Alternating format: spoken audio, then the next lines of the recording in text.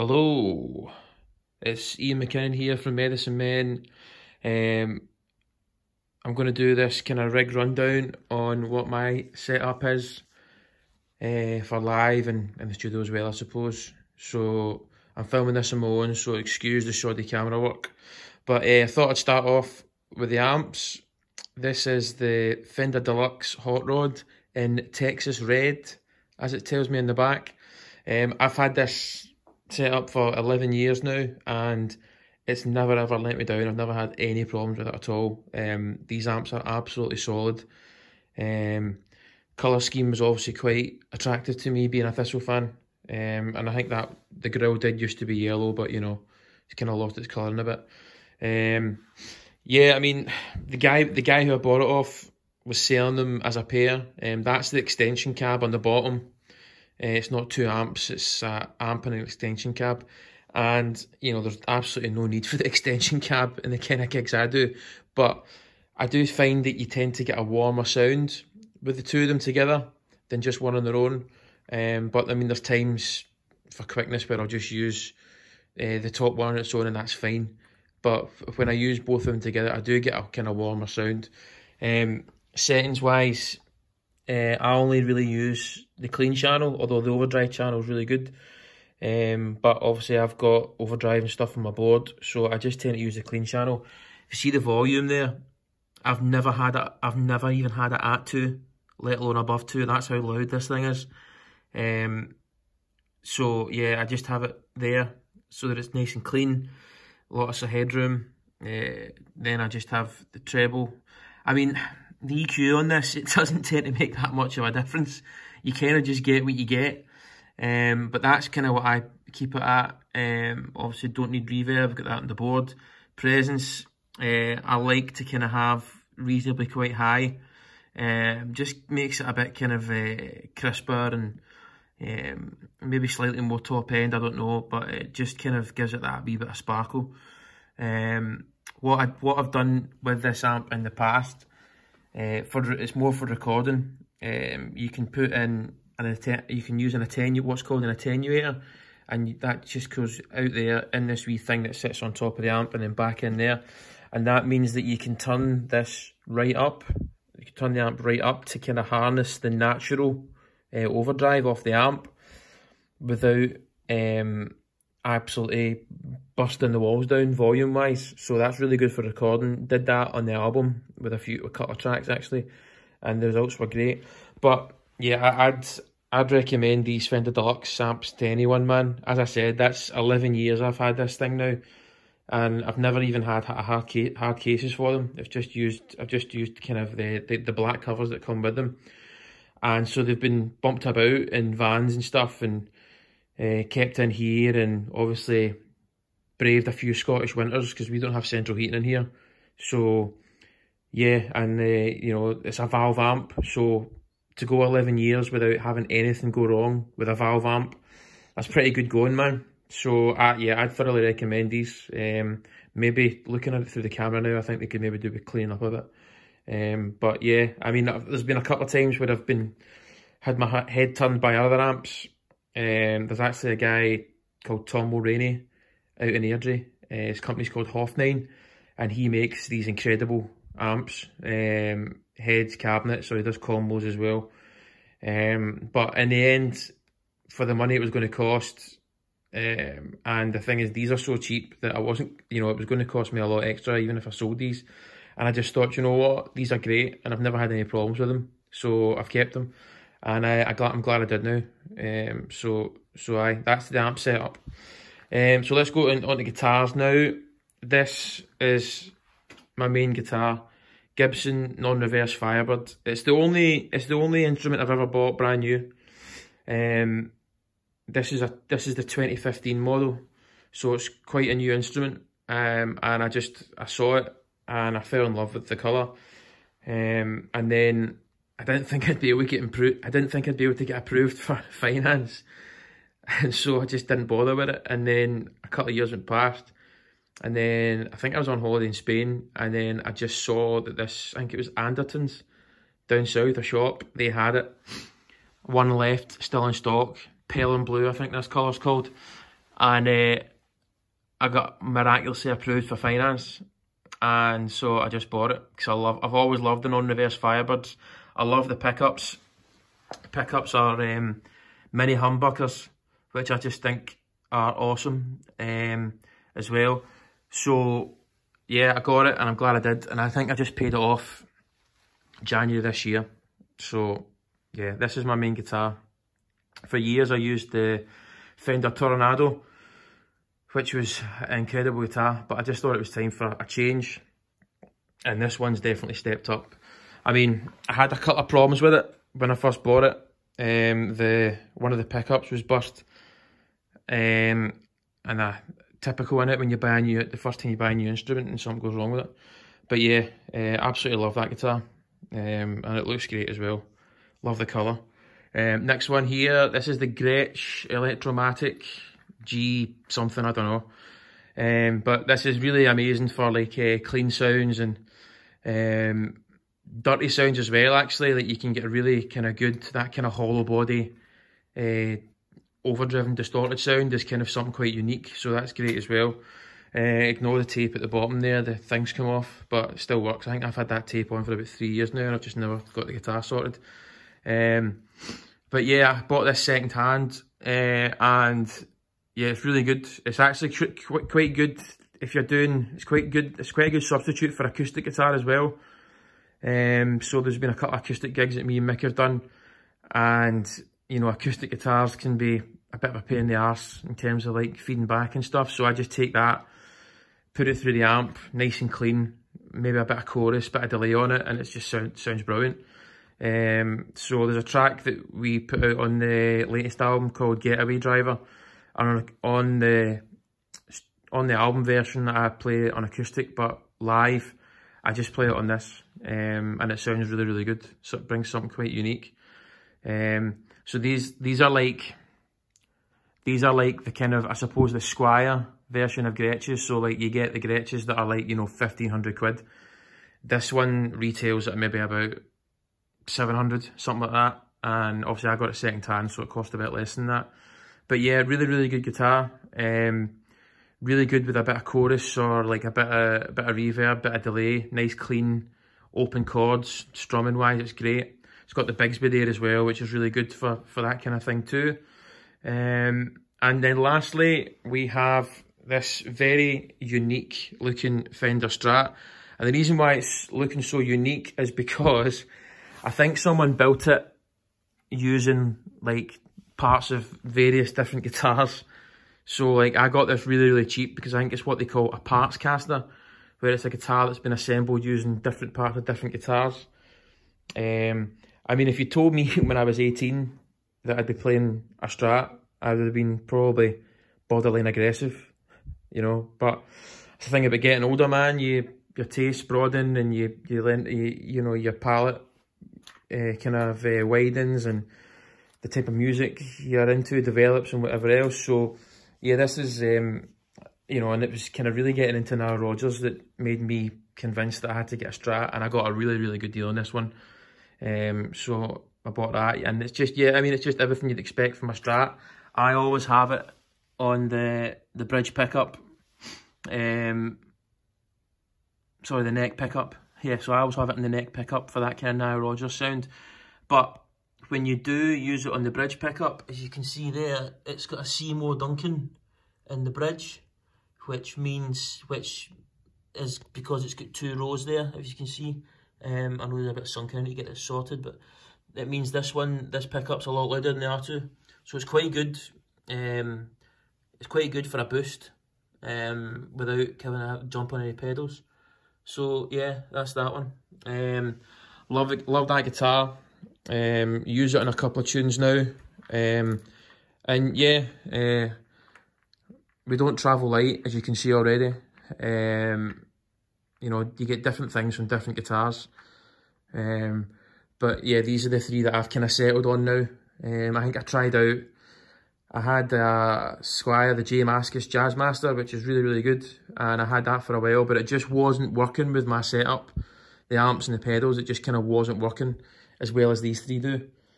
So yeah, that's the guitars. That's the 3 guitars that I'm playing at the moment, and I'm pretty settled on these. I think. I can't see myself changing, swapping out any of these in the near future unless I get a shitload of money. So this is the mothership. This is my pedal board. The board itself is just all wood, made by a guy called Tom Mulroney, who I was talking about earlier. He's got a company called Hoff9. He's based out in Airdrie. But yeah, he made this board, not just for me. I think he made a few of them, but it's great because it's got the kind of 2-tiered setup, and when you're a guitarist that's also singing as well, it makes a real difference because you can have stuff on the top shelf and it means you're not having to step right over things to get to where you want. So it's an ideal board for me. Having the 2-tier setup means that the power supply can go underneath the top tier as well, so you can see the power lead coming out there. That's the Voodoo Labs Pedal Power Mondo, which costs you a few bob, but it means that I can power this whole board with the one power supply, which is awesome. It's also got isolated inputs as well, which is very important for minimising your electrical noise that you'll get, and you can probably hear a bit of that just now, but believe me, if it wasn't an isolated power supply, it'd be a lot worse. So basically over here is where we go in. So we go, the guitar to cable goes in here, and this is the Cog Pitch Black tuner. This is the tuner I've had since probably 10-11 years. I've had it now, and same with the Fender amps. It's as reliable as you can get. Never had any problems with it at all. The great thing about it is that once you've got power going in, you can also it's also got a power out, so it can power another pedal, which is awesome as well. Then I've got the MXR boost line driver. Now the reason I've got that, I don't use it. I don't use it for a boost during songs or solos or anything like that. It's basically because the Gibson Firebird is so much louder than my other 2 guitars, the Gretsch and the Fender Strat, that instead of having to go and fiddle with the volume of my amp before and after I use them, I just jump on this, and then that brings the volume up to where I need it. So it's really convenient for that. Then we go into the first appearance from Robert Keeley. So this is the Neutrino envelope filter. Now Robert Keeley's a guy who started off basically basically modifying other people's pedals, and I've got a couple there that we'll go into later. But I think eventually Boss and Ibanez and people like that started basically telling him that he couldn't do it, so he started building his own pedals. So this is an envelope filter, and the difference between this and a wah-wah pedal,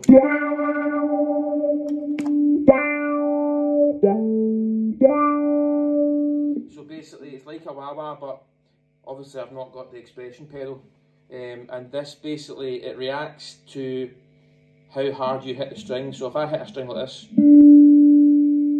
very softly, nothing happens, but if I hit the string like this,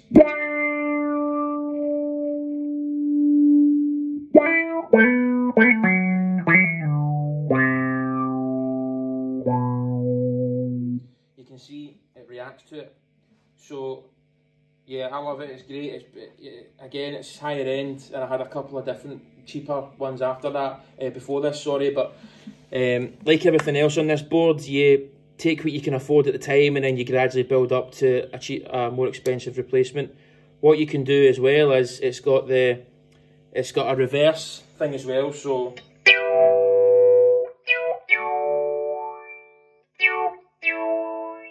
it goes, so the quack goes the other way, you know what I mean? So I use that quite on the tune Bruised Peach, if anyone knows it.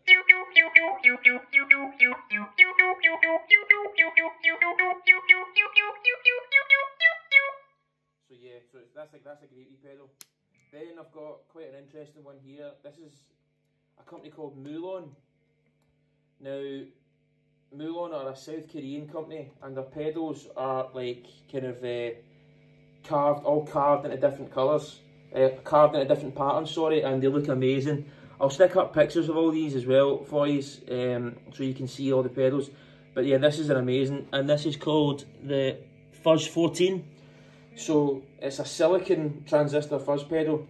Now the original fuzz pedals in the 60s were germanium ones. They had germanium transistors. And so there is a slight kind of difference. I've actually got the germanium version of this as well, which is called the Fuzz 32, but I don't have it on the board because it takes negative polarity rather than positive polarity, so it's a bit of a pain in the arse to power it. Plus the problem with germanium is that it can react differently in different temperatures. So if you try and use it like at Coachella, for example, and it's a boiling hot day, not that I've ever had that problem, but you know, it might not work. But the silicon ones are a lot more dependable. So I'll give you a wee blast of this.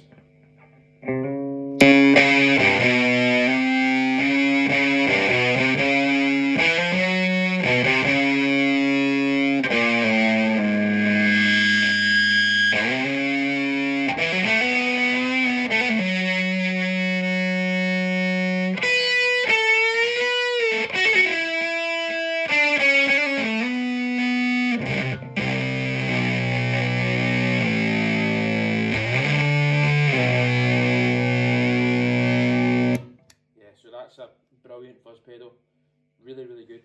Then we move on to the Boss Tremolo, but it's actually the Keeley modified Boss Tremolo. So the guy Robert Keeley we were talking about earlier on, this is the tremolo that he's kind of modified and put and kind of sold on. And basically the Boss Tremolo before, I had no volume on it, and a lot of people felt that you were kind of getting a loss of signal from it. So what he's done is he's kind of hollowed out the depth switch on this, and he's put a volume in the middle of that. So it's really good, and it's so yeah,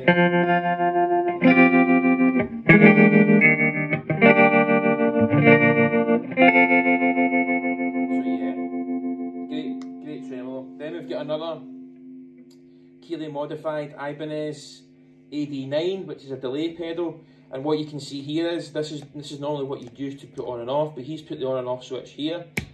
And what he's done with this, the old on and off, he's basically made it a kind of sustain pedal.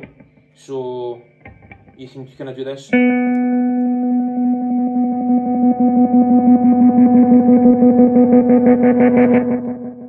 Which is really cool. I used to use it a lot more than I do. I'll need to find gaps in the set where I can use it.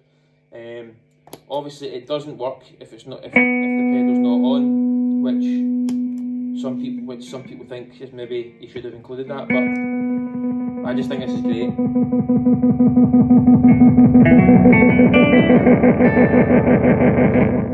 Yeah, fucking amazing, man.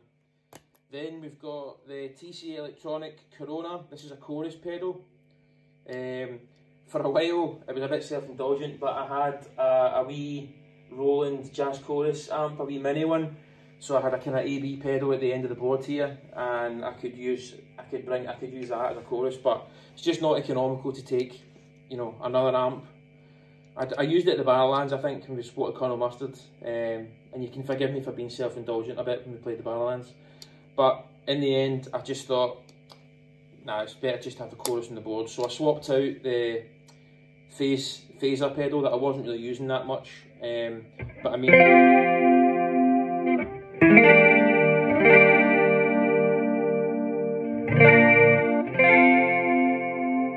that's kind of what you get from a chorus. Great with the Strat. I'm playing the Gibson just now, by the way, but it's really it's essential for me for the Strat. Then we've got the kind of the legs, if we want. This is the legs of the pedal board. This is the Full Tone Full Drive 3.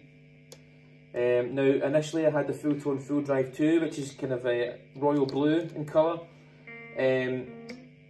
but I swapped it out for this for a couple of reasons. One, this is a smaller pedal, so it's more compact, so it's much more economical on a pedal board.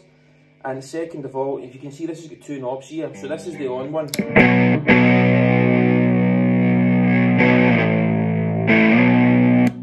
But then you've also got a boost. So you've got this. Yeah, and so You had that on the Full Drive 2 as well, but the difference with the Full Drive 3 is that you can use this boost on its own.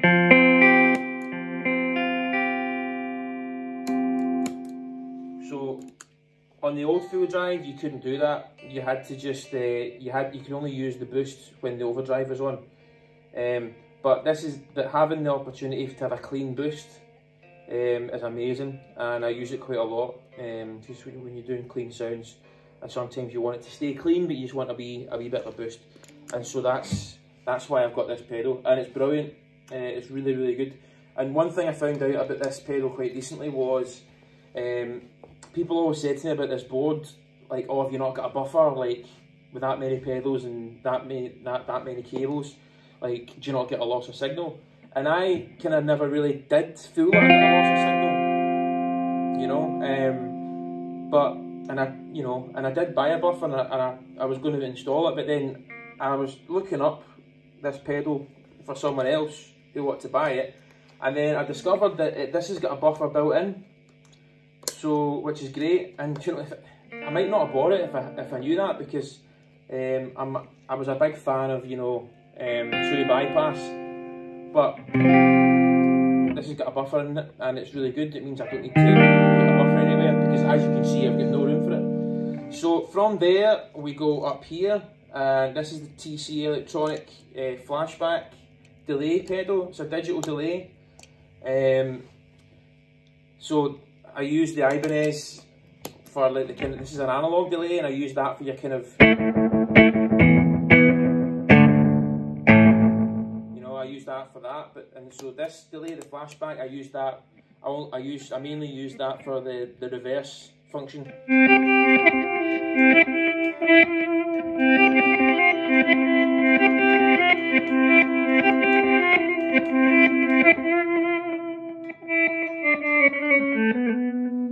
Yeah, so that's really cool wee sound there, and I use that for that. I mean, it's got, you can see there, it's got like 1, 2, 3, 4, 5, 6, 7, 8, 11, 12 different options on it. So it's a great pedal.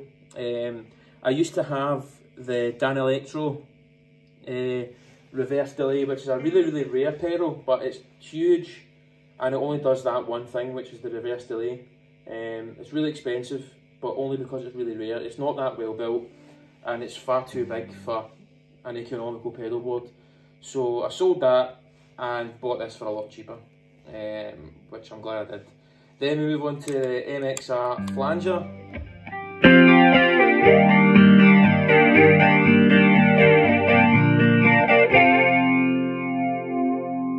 Yeah, great. Love a bit of flange, can't beat it. And this is, again, MXR, very, very reliable, very simple, just 2 knobs there, that's all you kind of really need. There's a more, I think you can get a more complicated version of it with more things, but you don't really need any more than that. A flanger is a flanger, we all know what it does. So yeah, love that, use it quite a lot. Then we move on to this here. This is a pedal that I was after for years, and I was just trying to find it at a good price. This is the Neo Instruments Minivent, and this is basically a Leslie speaker pedal. So if you hear a Hammond organ, it's always going through a Leslie speaker, which is like a speaker which rotates inside its wooden casing, and it's got one on the top, one on the bottom. So that's why that's flashing, because that shows it's set to fast. So if I play this,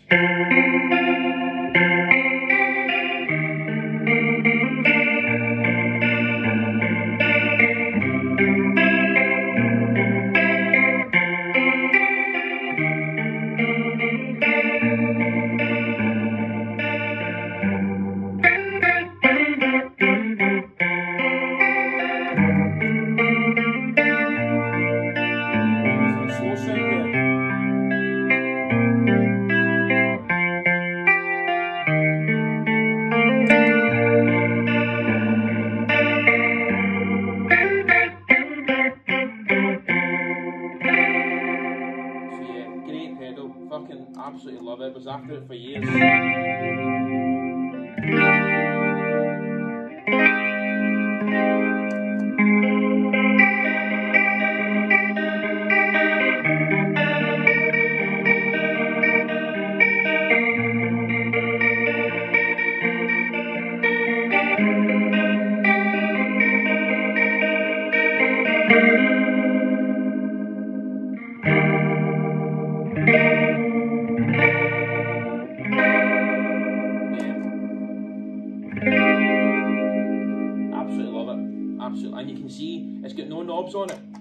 because on a real Leslie speaker you don't have any knobs. It's either on or off, and then it's fast or slow, which is so simple. Because with all these pedals, especially when you're operating with your feet and I'm singing at the same time, you're worried about kicking knobs and stuff, and so not having to worry about this with this pedal is great. So yeah, love it. But moving on, another wee kind of secret weapon. This is the Earthquake Devices, and it's called the Organizer pedal. So it's kind of like a church organ effect. So I used it on a song called In the Breeze, which we released years ago and didn't make it on an album, but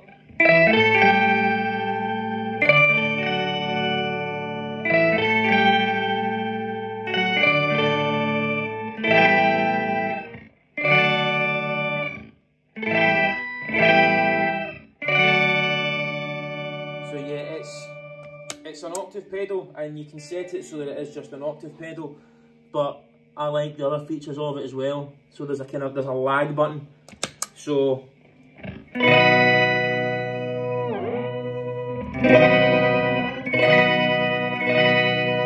I love.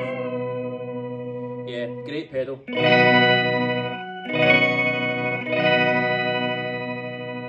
And then lastly, we've got this Valiton Choral Verb. Great wee pedal. I was looking for a delay pedal that had the reverse delay setting and was also quite small, because I didn't have much room on the board left. So this is great, and again I use this I mainly use this for the reverse delay sounds, which is amazing.